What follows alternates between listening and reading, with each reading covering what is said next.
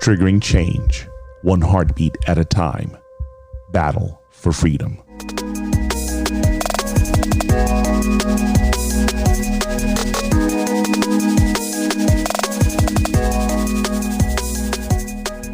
Hello, everyone. This is Watson Prunier, your host from Battle for Freedom on Mojo 50 Radio. Glad that you can join me. I want you to do me a favor, share this out with as many people as you possibly can as we sit here and we start talking about this whole, well, there's so much we're going to talk about here. But I'm glad that you're joining me. My website is battle4freedom.com. From there, I want you to also go to mojo50.com, well, mojo50.com, and share it out with as many people as you possibly can. We really appreciate the fellowship. We really appreciate so much that's going on. And if you want to interact with this broadcast like Linda has chosen, and many will choose to do, they will go to facebook.com/Mojo50 Radio and share this out with as many people as they possibly can. Listen, this is really key. I want to make sure that you're starting your day off the right way, like I try and do, and that's with some American Pride Roasters coffee. That's it. I've hit the snooze button a dozen times, and now I have to finally get going. But I'm not going to do this day right if I don't start it off with a cup of American Pride Roasters coffee, the official coffee of Mojo 50 Radio. But I'm not going to lie to you. They have a wide variety of blends, but I'm leaning towards the one that's named after me, Watson's White Chocolate Caramel. You know what? It sounds as good as those words that just rolled off of my mouth. Listen, get it today. AmericanPrideRoasters.com. Tell them that Watson from Battle for Freedom sent you, and you want Watson's White Chocolate Caramel blend to start your day off. Join American Pride Roasters Coffee and Mojo 50 Radio, and most important, Battle for Freedom, as we celebrate the best coffee in the nation. American Pride Roasters. Yes, American Pride Roasters Coffee. And what I'm about to do and what I'm about to talk about here, I think the title alone is going to trigger a lot of different individuals. My title here is The Talk and How Black Kids Got Messed Up. And there's so much I want to talk to you about on this. So if you find yourself triggered, if you find yourself in a lot of stress, if you find yourself very angry as a result of this broadcast, I want to recommend to you another one of our sponsors. And this is, most important for you, New Life Holistic. Does your mind seem like it often shuts down before it even starts? Sounds like you need to detox to improve your health in body, mind, and spirit. I'd like to tell you about New Life Holistic. It is an amazing therapy process that uses neurofeedback and biofeedback for many issues that ails everyone. New Life's method and approach to health, balance, energy, and vitality is what sets it apart from anything you have experienced ever before. Call 1-833-4-BIO-LIFE and tell them Watson from Battle for Freedom has sent you. One more thing. Give them the code MOJO50 and save $50 off of your first session. The consult is free. New Life Holistic. New Life Holistic. Listen, folks, as we get through today, this is going to be a big talk. Now, there's a few things that I want to cover before we get into the discussion today. Today's going to be a big day, not just because of the fact that it's Monday and you're starting your work week all over again. I know you wanted a longer weekend, but understand this clearly, that we have many of you who have a chance to go to a job, many of you who have a chance to wake up another day. It's a great opportunity for getting things right, getting things straight, and basically, one, God's woken you up another day. He's giving you another chance, so celebrate on that. And then you have great people who come into the timeline on Facebook, hoping to hear Watson, and so many more as ACB Day. This is Amy Coney Barrett Day. This is going to be huge, folks.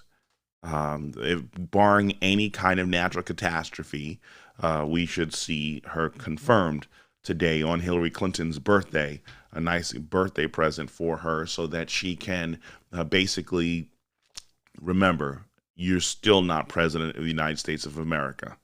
It's Donald J. Trump who is president of the United States of America. And a lot of people are not happy with that. They are not content with that.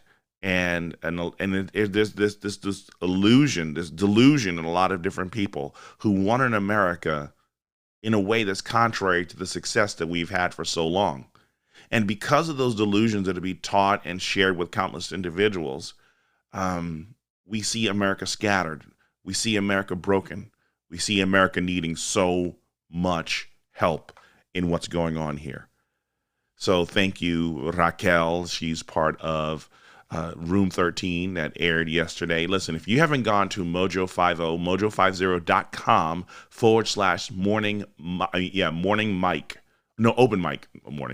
open mic. You get a chance to hear Lep and Jamie from Ain't You a Peach. You get a chance to hear Rocky and Raquel, and his name is flipping me right now. Is flipping from my mind right now on Room 13. So many different other programs that are available to you, because there's this opportunity for different shows to do a tryout, to be part of Mojo 50 Radio. And if you go to mojo50.com, mojo50.com/open mic, you can get a chance to vote and select which of the shows that are airing right there. October entries are closed. Now it's time for just voting and seeing who gets to be the champion. Who will be the champions? Eric, thank you, Raquel. As we sit here, Joe Biden last week during the debate said something that really Joe Biden said something last week during the debate that really kind of caught me off guard, that he actually went there. In the middle of the debate, he was talking with Donald Trump, and this was clearly pandering to the black community. And this is clear, and understand that he got a lot of traction with this one statement that he said, during the debate last week. He said, do you have a talk with your kids about worrying about systemic racism and all these other different things like many black families do? Something along those lines. I'm paraphrasing what Joe Biden did there. Understand that this was a ploy, and this was the hook that basically went into the minds and the hearts of countless black families in America that made them gain some pride, gain some acknowledgement, feel some kind of vindication that Joe Biden had made this statement last week during the debate. And it's very interesting because of the fact that hook, that lie, so well has now anchored down many black communities, many black families, many black individuals to the Democrat Party, and ignoring the real reality of what's going on. See, because of the fact that he wanted to bring this up, the talk, to have the talk that black people have with their kids. And if you're late to the show, this is the graphic. The father talking to the black man, talking to his black daughter, the black couple talking to their black kids, the black father talking to his son alone or sons, as he tries to let them know. The picture in the far right bottom corner was a picture used by one of the major liberal networks, and they were talking about how black fathers were having a talk with their sons after the death of Ahmaud Arbery. And I sat there, and I'm sitting here thinking, I'm like, that talk is based on a lie. Because again, the talk, what's the talk? Is that for black kids, you have to understand that there's racism in this country. You have to understand that, there are white people who don't want you to succeed. You have to understand that when you get pulled over by the police, you have to act a certain way to make certain that you don't get killed, because the police are hunting you down. White people are hunting you down. This is the talk. This is the discussion that blacks are having with their kids. I have friends who have the talk with their kids. I never had the talk with my son because I think it's unnecessary, and I think that the talk is based and built upon nothing but a lie from hell. Yes, I believe that the talk is based on nothing but a lie from hell, and I'm going to prove to you why. And you have to understand that as we talk about this, it's because of the fact that you remember me. Who am I? I am a Christian first. I'm a husband second. I'm a father third. I'm an American fourth. I'm, I guess, Haitian fifth, and color is somewhere near 10, 20, whatever. because of the fact that for me, and I'm not allowing myself to be, because here's the problem with the talk that I have, is the talk identifies with the victimhood mentality rather than on the victor mentality. The talk basically puts a lot of energy into who we are in our plight rather than anything else. The talk is always a flight or flight mentality, and it was really sad. It's really disgusting as we watch this go over and over and over again. And it's annoying. I'm tired of this. This is going to be the premise of how I'm going to break this thing down. We're going to have a wide variety of discussions on this thing because of the fact that I believe that there's a lot of dishonesty that's going on when it's in reference to what happens with the talk here. This is the premise here.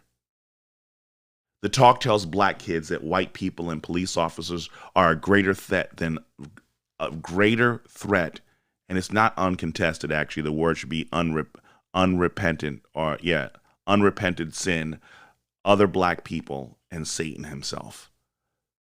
So whether it's uncontested or unrepented sin, this is what the talk tells black people. It tells black kids that white people and police officers are a greater threat than uncontested/unrepented sin, other black people, and Satan himself. See, the reason why I sit here talking about this whole idea is the talk, okay? When we sit here and we look at this, the talk sits here and starts talking about threats to the existence of black people. It basically shares how you can't go outside, you can't get a job, you can't be successful, you can't rise to an occasion in life. No matter how many times God blesses you.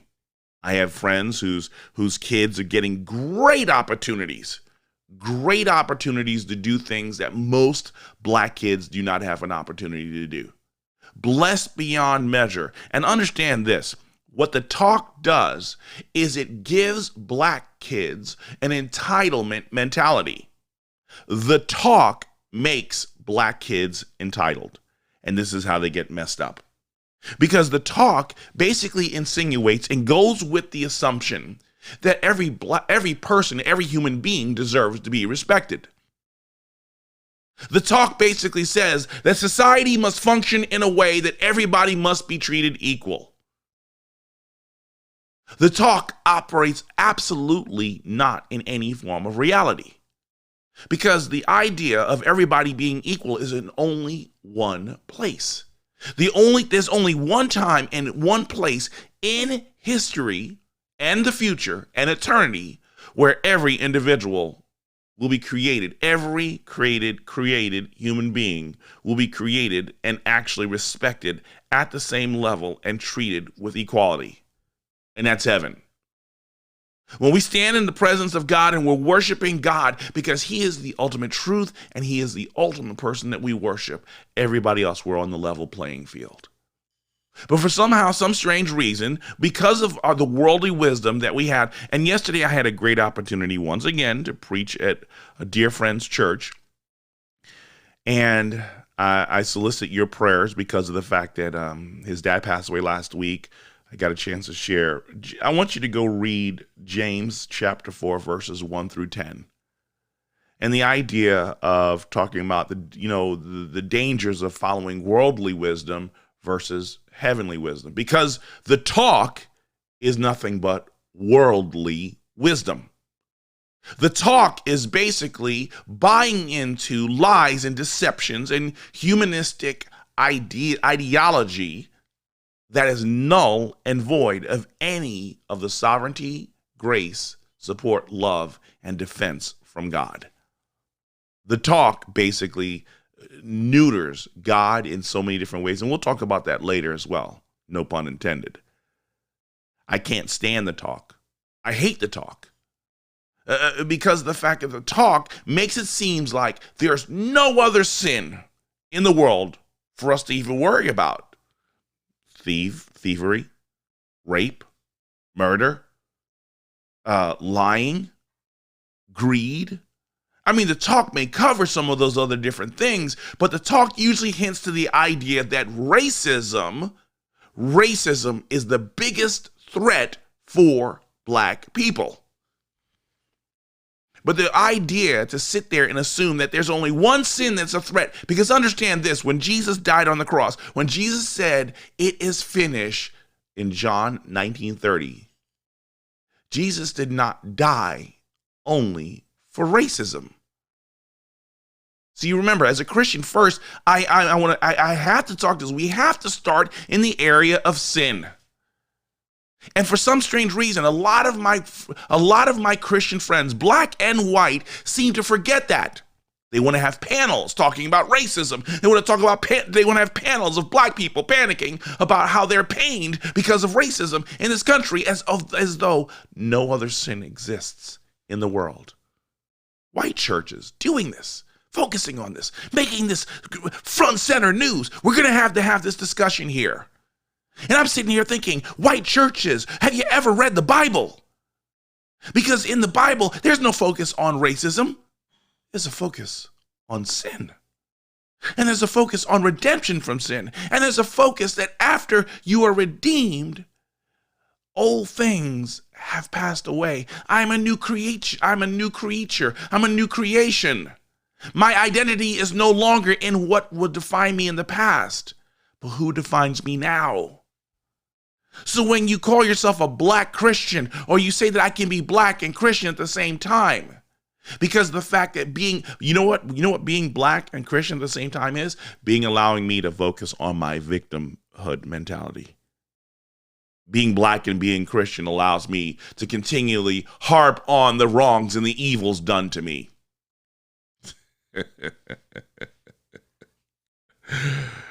That is the reason why I take strong offense against the talk.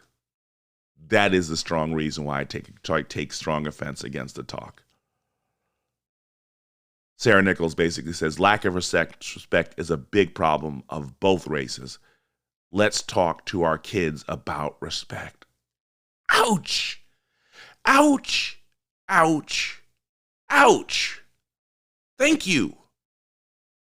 It's about respect. And then here's the thing about it. And here's one of the things that's really sad, because a lot of people don't seem to understand, is that respect, you're not due respect. If someone actually has the ability in their lives to show you respect, you are blessed. You have to understand that by nature, what the Word of God says, all have sinned and fallen short of the glory of God. We're all sinners. We're all reprobates. That every day we start off our life begins with us sitting there in a negative attitude towards God, and that reflects itself in the way that we actually deal with our fellow man. So for some strange reason, we've come to the conclusion that we deserve to be respected. I mean, you know what, as I sit here rebuking and arguing and just ticked off about this 60-day Facebook ban, I've arrived at the same time, too, I'm not shocked. I'm not ruined. I'm not devastated. Anything, any truth, any relevance that I want to get out to you, it will get there. God will allow the truth to get out. The truth will not be muted. The truth will get out. I am thankful for every individual who decides that they want to share this program and get it out to as many people as you possibly can. I'm not fretting. I'm not lost on this aspect. But there is this assumption that white people are against black people and their success, and there's nothing that we want to do. Let me go to this one video that I have here. This is from Maggie Anderson. I've played this before, but this is a powerful woman who was speaking at a TEDx conference, and I want to go to this for a second here as she sits here and she speaks on this thing here. She's right about now. She's talking about her husband, but check this out here. We found great success in corporate America, got married, bought our pretty house in our pretty suburb, had our 2 pretty little girls, and we're living out our picture-perfect, comfortable Cosby life. But when we analyzed the rest of the black community, we saw that things were getting worse and worse for most black people. We felt guilty about that. We felt bad about that. So we gave more to our black church. We gave more to the NAACP and the UNCF. Wasn't that enough? Philanthropy is commendable, but it must not cause the philanthropist to overlook the circumstances of economic injustice which make philanthropy necessary. Dr. Martin Luther King said that. Now, what is this economic injustice he was talking about? What are these circumstances he was talking about? In America, in the Asian community, the dollar circulates among the community's banks and retailers and professionals for about 28 days before it leaves the community. In Jewish communities, that circulation period is about 19 days. In WASP communities, predominantly white areas, if you will, the dollar stays 17 days. My Hispanic brothers and sisters keep their dollar for about a week. And in the black community, the community Dr. King was slain fighting for, we keep our dollar for 6 hours. Let me tell you what that means in real life terms. That means in Asian communities, Asian kids get to see business owners who look like them every day, all the time. There are Asian banks and insurance companies and grocery stores all over the community, and those businesses employ from the community, and the families take care of those businesses and vice versa. Asian unemployment in America is at a low 4 to 5%. Most Asian Americans, over 50%, are self-employed or employed by Asian firms. Those circumstances, that economic and business growth, lead to high educational attainment. There's business and political power, low poverty, strong businesses, low crime in Asian neighborhoods. 6 hours in the black community. Let me tell you what that means. That means that black kids can't see business owners who look like them every day. There are no black-owned grocery stores and dry cleaners and pharmacies and clothing stores locally owned in the black community. So the people there cannot get jobs, much less create jobs in the community. So black unemployment in places like Detroit and Gary and Oakland, sometimes 40%. And those circumstances lead to social problems like recidivism, high crime, high gang and drug activity, poverty. That's what's going on with those 6 hours. And those disparities cause the same kind of problems in the corporate space. 60% of the money that is spent. So as you sit here and you listen to what she just said, the money doesn't stay in stays in the community for only 6 hours. But it's white people who don't want black people to succeed. So when you have people like Dave Ramsey who tries to tell you live within your means, when he tries to tell you get out of debt, when he tries to get you to reinvest in yourself, and as we watched over the summer, what was it? Black communities that were burning. It was all a bunch of communities that were burning. There were black business owners who lost everything. They lost everything because people wanted to protest and they were mad about a lie. Don't sit here and tell me that white America is destroying black America when it's black America doing it on their own. Later, I'll make sure that you have a link to that video, but understand this and what Maggie Anderson was doing here. Because later in the video, she sits there and she talks about the whole idea of Hennessy, that more than 80% of the stock or the purchase of Hennessy is found in America in black communities. That if blacks stopped buying Hennessy, Hennessy would go under. That Hennessy would be done. And when you go to stores, whether it's supermarkets, it's Walmart, it's Target and everything like that, you know there's only one shelf for black people, not in the grocery aisle, not where the foods are, not where the non-perishable foods would be, or even canned foods would be. There's nothing there for the black community. You got to go all the way into cosmetics and look in the hair aisle. Probably barely one shelf section, probably only one shelf at all. And that constitutes anything for black entrepreneurship. And the worst part about it is the hair products that are being made from there aren't from black communities that are sitting there. It's actually from L'Oreal. L'Oreal is the one who's creating the hair products for black people to communicate and get out and promote them like there's no tomorrow. We're on a break already. Listen, there's so much more. I'm your host, Watson, bringing from Battle for Freedom. Let's go to a break, and I'll talk to you on the flip side.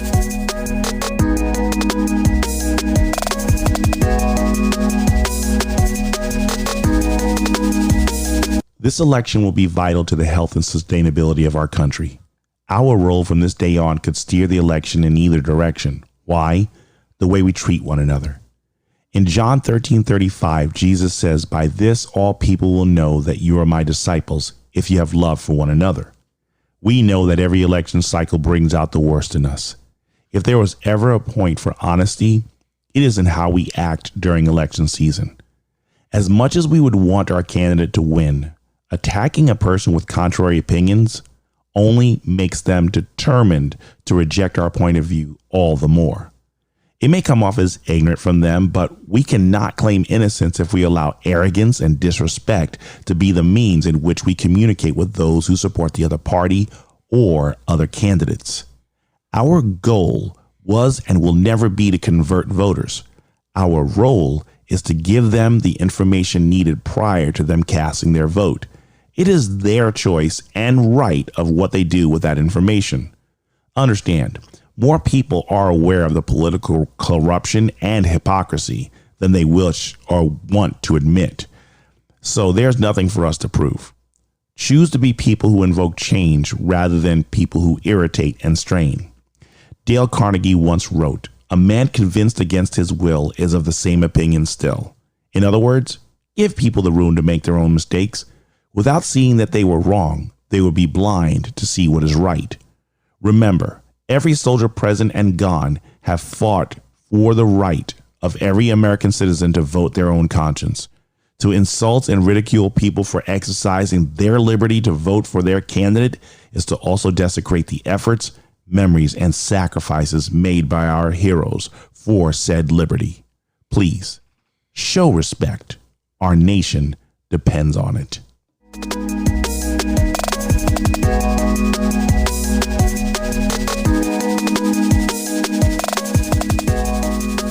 Welcome back, everyone. This is Watson Prunier from Battle for Freedom on Mojo 50 Radio, and I appreciate those of you who are interacting. I saw a couple of comments that were really startling. Raquel Lee, part of Room 13, basically shared that her Walmart has a whole wall of black hair products. And you know what? Bravo. But why just hair products? Do not black people create other things? Isn't there ingenuity for them in other areas? But you see how they're limited to one scope of entrepreneurship: barbershopping, hair products, salons, clothing stores. You can't sell anything more than that. And if that business exceeds that, you are somehow a sellout or an Uncle Tom or whatever. Jen Leah Butler says, "Well, and reparation assumes guilt, and I'm guilty of nothing as far as racial injustice." Thank you. We can't. This is so sad. Folks, if you're just joining in now, you have to understand that I've been talking about something since early today, and it's this whole idea of the talk that Joe Biden brought up last week that many people feel re-engaged on, and I want to bring you to something I said earlier. The talk tells black kids that white people and police officers are a greater threat than uncontested, also unrepented sin, other black people, and Satan himself. See, the reason why I hate this is because of the fact that black people are being made to be perpetual victims. They're buying into Black Lives Matter, all these other different things. Let's get into that for a second now. The idea that white cops or white people or cops are more threatening than other black people. Black Lives Matter. Well, you say, well, what about black on black crime? Oh, don't go there. Oh, no, let's go there. Let's go with the reality. Let's go with the truth. Let's go with the documented information that 9 out of 10 black people are killed by other black people. Oh, well, what about, it's the same in white communities because of the issue of proximity and all everything. Okay, so let's deal with that reality. But we're talking about black people right now. It's the talk. And any parent who sits there and has, yes, I have the, where is that? Yeah, here you go. I said this last week. Any Christian triggered about racism by white people but is not triggered by racism by black people is not a true Christian, and most likely a racist themselves. Bingo. You have some sense of racism in you if you don't want to have the discussion with your child about the reality that most, Pookie, you might get killed by Schmookie or Ray Ray. One of them are going to kill you when you walk out the door, because of the fact that they're in the midst of a gang war and they don't care who they shoot. They just want to shoot indiscriminately and they don't care about the collateral damage. Or how about the black kids living in the projects and the kid has to sit there and take an obscure way going through dark alleys to avoid the criminals who are out in the outer elements, occupying the corners and the streets and constantly threatening your little black girl or your little black boy, trying to tell them to get involved in drugs because that's the only way that you're going to make a difference, because of the fact that when you sit here and you tell them that, you know what, being in this gang, as I beat the crap out of you to be part of this gang, to let you know if you leave the gang, you will be beaten down worse. You call that love? You call that security? It's your own people creating the situation. But you know what? I never hear of white gangs beating white kids to be part of the gang and telling them that you leave the same way that you came in.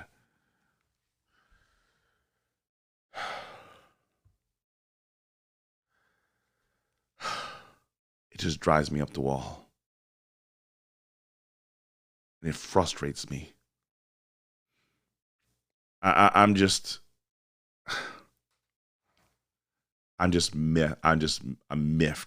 on this. If there's a lie, you know what I'm going to do here is I'm going to do something here that I have to calm down. Honestly, I have to calm down here because of the fact that this lie that keeps going on about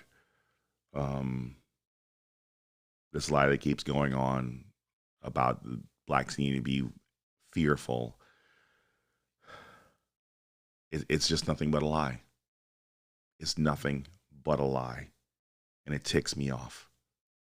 It really ticks me off. Folks, it's going to get worse if you do not think that this is not a threat for you. You need to wake up and you need to recognize that there's no joke to this. There's no joke to this on what's happening here. Sorry, I had to really slow down on this thing here. I'm going to try and see if I can bring somebody in here to talk about this as we sit here, as I try and calm down. As you can see, this is something that really breaks my heart. And I'm going to bring somebody in here in a second so you can hear him on this situation. So can you hear me now? Wait, hold on a second here. So that's me. Here you go. You are so white. I'm just miffed. Are you gonna go antiquing on Sunday on the north side of Chicago next? Is that what you're gonna do? Those of you, if you don't know who this is Dominic Izzo. Right now. Hey, I wanted to make a comment because it's gonna come across as racist. It is what it is. But the agenda about how I have no problem or no issue with anything interracial or any other culture or community that's not my own, but I don't get to watch TV very much at all. If I do watch anything, it's going to be, like a Netflix or something that doesn't have commercials. But I'm down in Florida, and I'm in my hotel room, and I'm stuck, and I said, I'll watch a movie or something. So I'm watching like TNT or TNN or whatever it was last night, these movie channels, and you've got these commercials. And I had no interest in what I was watching until it came to the commercial breaks. And I watched 4 commercial breaks. So you got a set of like 5 or 7 commercials. Every single commercial. Now the question is going to be, what does it matter after I make my statement? Every single commercial, I counted like the string of commercials, 4 white people, maybe 3. There was the black main character in every single commercial there was, which there's no problem when you talk about that. But if it's going to be consumer based and you have a 13% of your population is black and you're trying to get market share, you're going to be going for your bigger base, which is your other cultures. I didn't see Hispanics. I saw some of those like Grubhub videos with that black female gymnast and some man who apparently likes penis in his mouth because he made it clear of that. But it was black across the board. On one hand, you can't say that there's anything wrong with that because there isn't. But when you look at just the concept of supply and demand and going on what your audience is, like if you go to a Walmart, you're going to have 25% of the shelves in the hair care products are going to be for your black consumer, because the rest of the hair care products are going to be for your non-black consumer because they have a different type of hair and the population is different. So I saw it it's a larger number for consumer base. But I just thought I was just blown away last night watching commercial after commercial, black couples, black main lead focus in the commercial, and it was black, and it's kind of wow, the black agenda is being pushed extremely hardcore. But it makes me sound racist saying it. Well, no, and thank you, Dominic, because the fact that you're not a racist for saying this, as we sit here and we look at this focus of that, and what they do is, think about this: you're piling black on black and black on black on black on black, right? And so you're trying to make it seem like this is a high level of importance that needs to be shared, and you don't understand that. They're trying to make it so forefront and make it seem like, oh, you're so important and you're so critical in this matter, and they're not telling you to focus on the real underlying issues. They don't tell you to focus on the real problems on the bottom that are actually eating out and destroying, eating from the inside out the community and destroying it. So let's make you feel important. Let's put all these videos out there. Let's put all these commercials out there. Let's have these great movements about trying to make blacks equal and everything like that. Thank you, Dominic. I'm gonna think. I really appreciate it. Thanks, brother. Okay, bye-bye. One of the things I thought was really interesting about what Dominic said there is because of the fact that there's this overemphasis on focusing on black people. It's like it's a market-driven thing that's going on right now, rather than having you focus on the things that really matter and the things that are really destroying you. See, because again, in the talk, it's marketing the idea that blackness is something to be proud of. It's something that we should strive for. It's something that your identity is in your blackness. And again, for me, I struggle with this because of the fact that the language is counter-biblical. The language in the talk is counter-biblical. And here's the reason why, is because of the fact when you sit here, you know what? No, let me just play from this other young lady. Audio that I saw here that I thought was really, really good. Ideas as if they are accepted facts. We don't do this with communism, we don't do this with socialism, we don't do it with capitalism. And I want to speak about a dangerous trend in race relations that has come far too close to home to my life, and it is the promotion of critical race theory, an ideology that sees my blackness as victimhood and their whiteness as oppression. I want to be absolutely clear: this government stands unequivocally against critical race theory. Some schools have decided to openly support the anti-capitalist Black Lives Matter group, often fully aware that they have a statutory duty to be politically impartial. Black lives do matter, of course they do, but we know that the Black Lives Matter movement, capital BLM, is political. I know this because at the height of the protest, I have been told of white Black Lives Matter protesters calling, and I'm afraid I apologize for saying this word, calling a black armed police officer guarding Downing Street a pet nigger. That is why we do not endorse that movement on this side of the House. It is a political movement, and what would be nice would be for members on the opposite side to condemn many of the actions that we see this political movement, instead of pretending that it is a completely wholesome anti-racist organization. There is a lot of pernicious stuff that is being pushed, and we stand against that. We do not want to see teachers teaching their white pupils about white privilege and inherited racial guilt. And let me be clear, any school which teaches these elements of critical race theory as fact, or which promotes partisan political views such as defunding the police without offering a balanced treatment of opposing views, is breaking the law. Yes, they're breaking the law. I mean, this is key when you sit here and you watch it, because the language is out there that white guilt and that white people should be ashamed of what they're doing and everything like that. You should be ashamed of yourself because you had something that you didn't deserve to have. In other words, creating this idea of this entitlement that black people deserve to have this rather than whites having it. And see, and this is the thing about it, because I talked about this yesterday in the issue of envy and coveting and everything like that, is the whole idea is that when I'm coveting somebody else's thing, when I'm coveting somebody else's wife, dude, look at the 10th commandment, thou shalt not covet, okay? There is this language in here is that what you have belongs to me. And honestly, once I have it, or even if I were to have a piece of it, I don't want you to have it. You never should have had it at all. You wrongly attained it, or obtained it. So for me, it's my right to have it, and you not only should you not have it, you shouldn't even exist. Your success and anything else in your life should not exist because of the fact that I want it now. And I will take whatever measures I have to. I will poison the minds of the innocent. I will poison the minds of the community. I will poison the minds of countless individuals because of the fact that I've got to make the significance that Black lives matter, more important than anything else, and more important than God. Because when our Black skin becomes more important, when critical race theory, and if go back to my broadcast 3 weeks ago on a Friday, where I basically combat the lies of critical race theory. I break down the problem. As Christians, no Christian should ever buy the lie of critical race theory.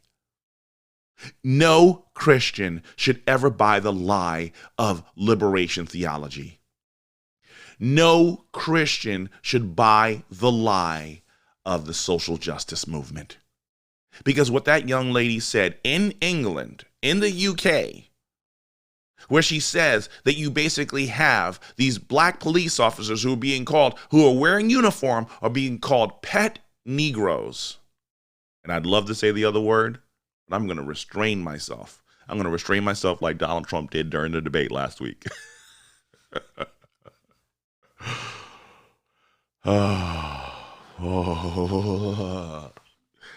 Because you know what's happening here. You see it now. You see Black, white, Hispanic people putting the middle finger up in the face of Black police officers, Hispanic police officers, insulting them. In fighting racism, they are committing racist acts against the people who are trying to defend them. That's why the lie is messing up Black kids, because of the fact that the lie is emboldening them to be, or making them more emboldened to say racist things in the face of fighting racism. See, when we sit here and we make it seem like one of our greatest enemies, Satan, because yes, Christopher Warner, he says one of Satan's greatest tools. We are so fixated on the white man, the white hood, the white car, the white guilt, the white privilege, the white everything, that we've completely forgot about the person who's been trying to destroy humanity since the beginning. That's what happens when you start promoting critical race theory. That's what happens when you make that your focus on trying to help people understand. You'll never get a chance up, you'll never get a leg up, or you'll always be a victim, or you'll always be attacked because of the color of your skin. What you're doing is you're sowing seeds of racism and discord, and also you're also making your black child indifferent to the power of God. You're making your black child indifferent to their own reprobate mentality, even in their own hearts. Because if I always have the antagonist who is white, who is a police officer, who is successful, then I never have a chance to look in the mirror and see what's wrong with me. I never have a chance to look at my pride. I never have the chance to look at how I'm contributing to the failures in my own life, the failures in my family, the failures in my marriage, the failures in my parenting, the failures in my work, the failures in my community. Maggie Anderson, go back to that thing, and it's really interesting when you watch the video and you look and you see how she talks about the whole idea is black, because she talks about the whole idea that black people don't invest in black businesses. So when black America is failing in these black communities, it's because black people are spending their money outside of the community. They get the check, they go to the check cashing place because they don't want to have a bank account. They go to payday loans to basically buy all these other different things that have no lasting value. They go out and they buy Nikes, they buy Hennessy, they buy everything else. They don't invest in their community, but for some strange reason, they're peddled the lie as a child when the talk is gone that white people don't want you to succeed. And not even looking within to recognize, how am I contributing to the deterioration of my own community? How am I contributing to the deterioration of my own family? And how am I contributing to the deterioration of my own country? There were white people rioting and protesting and stealing and everything like that, but y'all can't deny the number of black men and women, young and old, who were looting Targets, Walmarts, CVS, smashing windows. You could put a mask on a person all you want. And what's really sad is when you look at the Antifa individuals and you look at the Black Lives Matter individuals who sit there and they mask up and they try and cover their arms so you can't even see any bit of their skin because they're trying to hide their sin. The talk, all it does is create another segment of society that refuses to listen, that refuses to learn. I saw this one here, and I'm going to let it cover me for a second here. I love this. Thomas Paine, to argue with a person who has renounced the use of reason is like administering medicine to the dead. That's the reason why sometimes I'm not even going to waste my efforts. I'm not going to waste any more time arguing with people who don't want to listen. See, y'all keep thinking that your greatest threat are Republicans, white people, or police officers. But the very people who turn around and say that they're here for you. Check this out. I'm sure you heard about it by now. Chelsea Handler, basically, trying to tell 50 Cent, you're black, but you're black. that 50 Cent is telling Chelsea Handler, please leave me alone. Don't let Joe Biden and Trump come between the two of us. But instead she says, hey, effer, and that's Fucker. I will pay your taxes in exchange for you coming to your senses. Happily, Black Lives Matter. That's you, effer. Remember? So you see how she's turning around. They're telling you what to do. And if you don't think that that's bad enough, you've got critics coming out against Van Jones. And Van Jones I struggle with Van Jones a lot. He is on CNN. And there are a lot of times that there are just straight up lies that Van Jones says. But even now, Van Jones is taking a lot of heat because of the fact that he has said to a lot of people, you know what, the media is not giving Donald Trump a lot of credit that he needs to get because of the changes he's made in the black community. Again, 50 Cent, He's talking about, the black community, you will suffer if you make more than $400,000 a year. Oh, and there's all the other reports that, hey, listen, it doesn't matter what you make. Now, normally here in Indiana, property tax or might be real estate tax is like 1% of your property value. Joe Biden wants to make it 3% of your property value. So not only do you have to struggle with even owning your own home because you have to pay taxes every year for a house that you probably paid off 10, 15 years ago, now they want to take more.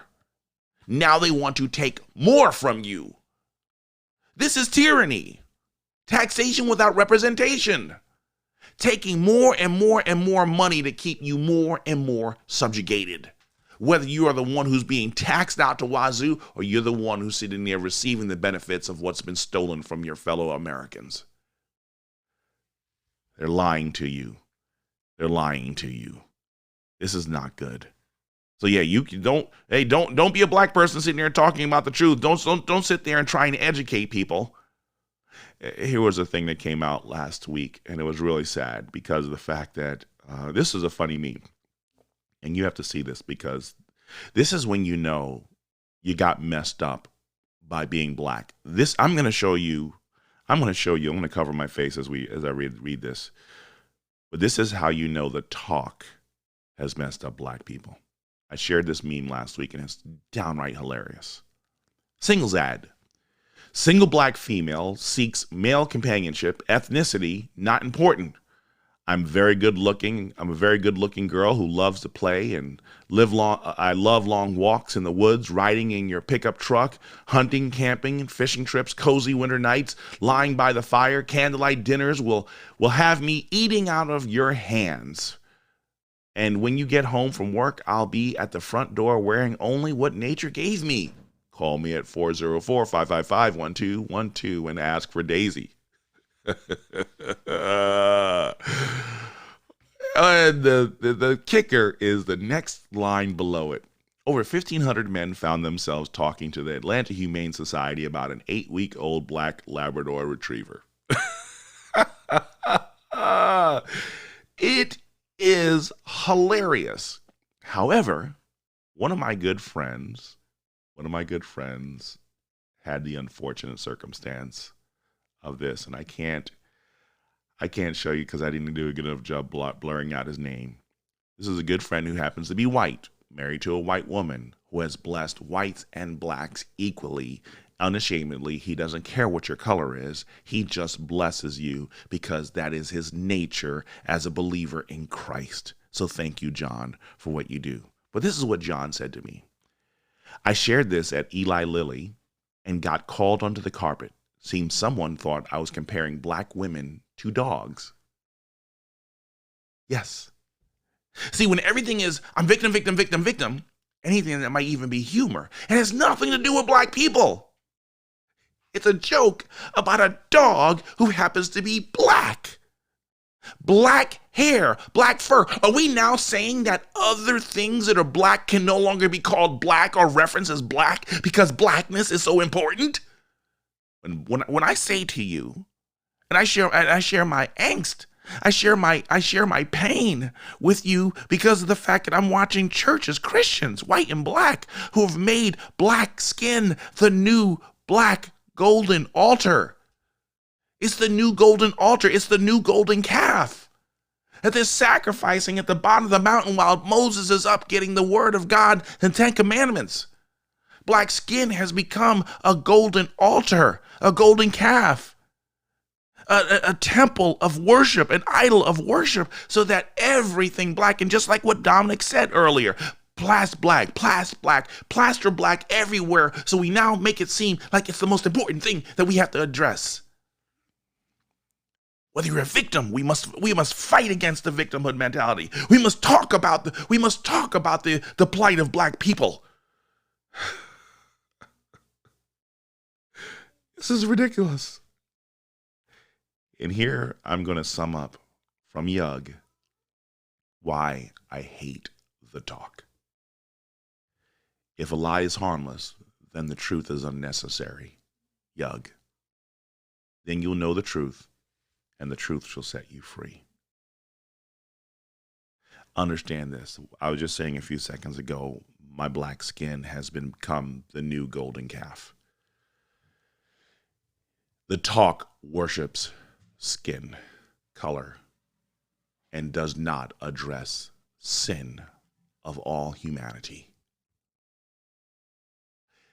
There is so much more I could share on this. There's so much more I could share on this. And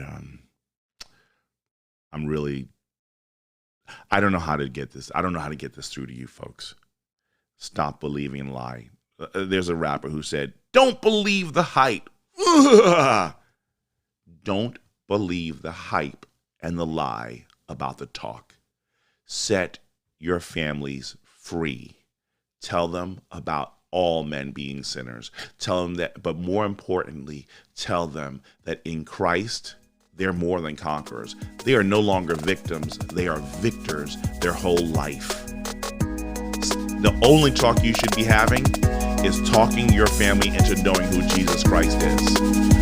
I'm your host, Watson, pregame from Battle4Freedom. Brad Staggs and Daily Mojo's up next. I'm out.